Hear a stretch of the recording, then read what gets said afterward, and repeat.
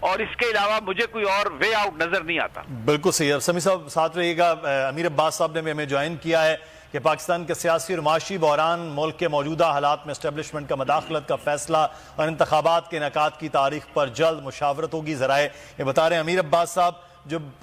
سندھ کے دوسرے مرحلے کے بلدیاتی انتخابات اور ضمنی 245 میں وہ موسم کی وجہ سے آگے کروا لیا الیکشن کمیشن سے، اور سر پورے ملک میں انتخابات کے اکتوبر تک وہ انتخابات اس کے لیے تیار ہوں گے، کیونکہ جو اس وقت ویو ہے وہ آپ کے سامنے ہے، تو کیسے ان کے لیے قابل قبول ہوگا کہ وہ بھی بیٹھ جائیں جس طرح عمران خان صاحب بات کرنے کے لیے تیار ہیں؟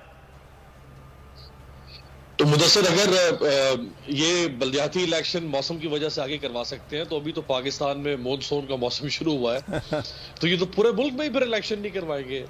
اور جو اگست ستمبر کا مہینہ ہوتا ہے وہ تو خدا نخواستہ سیلاب کا مہینہ بھی ہوتا ہے پاکستان میں، بالکل، اور کئی دفعہ اگست ستمبر کے مہینے میں پاکستان میں بڑے خوفناک سیلاب بھی آ چکے ہیں۔ اور سندھ کے دوسرے مرحلے میں جن اضلاع میں امیر عباس الیکشن ہو بھی رہا ہے وہ بھی وہ علاقے ہیں جہاں پر سیلاب وہ تو بہت سارے تلاش کیے جا سکتے ہیں۔